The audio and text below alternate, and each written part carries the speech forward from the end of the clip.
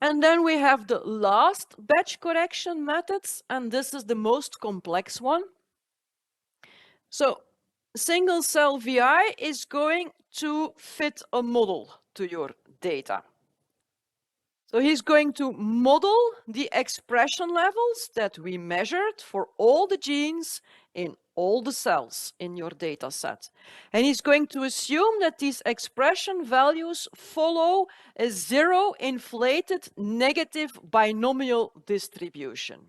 Those who are familiar with bulk RNA-seq data know that to model bulk RNA-seq data, a negative binomial model is being used.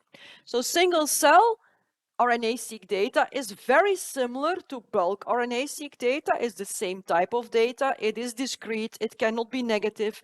You have heteroskedasticity. So the characteristics are very much the same. So a negative binomial distribution would work here also. Yeah?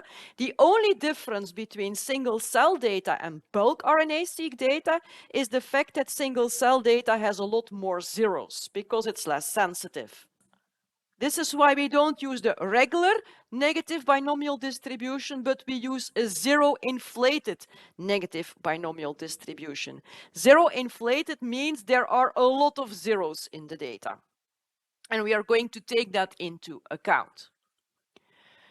So this distribution has a number of parameters. It has a mean and a dispersion, like any negative binomial distribution has, but it also has a parameter that is related to the fact that it's zero inflated.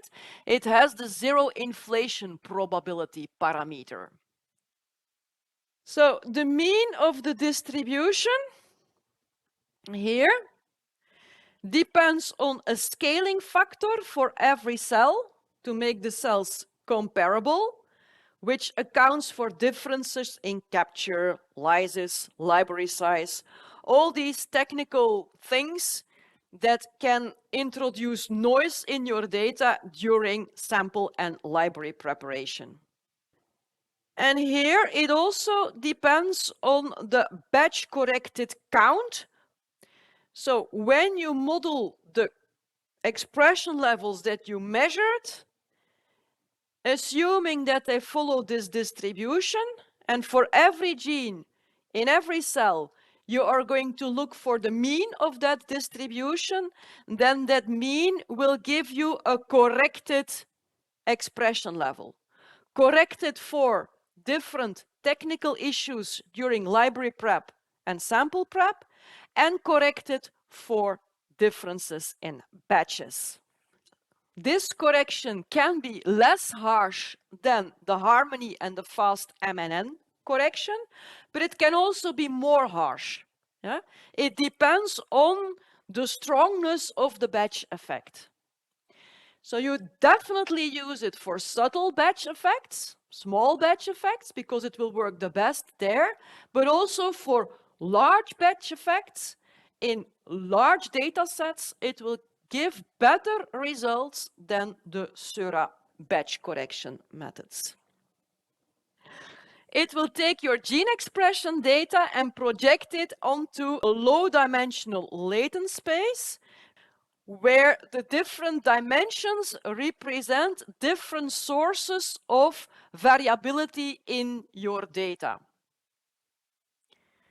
So it will account for technical noise that is introduced during library prep and during sample prep, but it will also account for other sources of noise, like, for instance, the batch effects.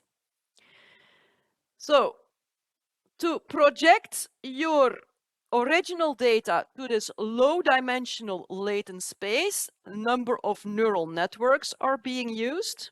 So in this low-dimensional space, you can estimate the different sources of variation in your data, and then you can use two neural networks to map these estimates back to the original gene expression space, and that will give you the batch corrected and normalized counts with respect to differences in sample prep and library prep. So in your original gene expression space, every gene becomes an axis here, and you are going to represent your cells as points in this space depending on the expression levels that they show for the different genes. So you have your data. You used it here to make this representation. You know the different batches in your data. And this information is then sent by 4 different neural networks to the low-dimensional latent space, where you have latent variables. They make up the axis here, and they represent different sources of variation in your data. So here in this space, you can estimate the amount of variation for every gene in every cell. So you can use these estimates and transport them back into the original space using 2 additional neural networks to correct your counts here in the original gene expression space.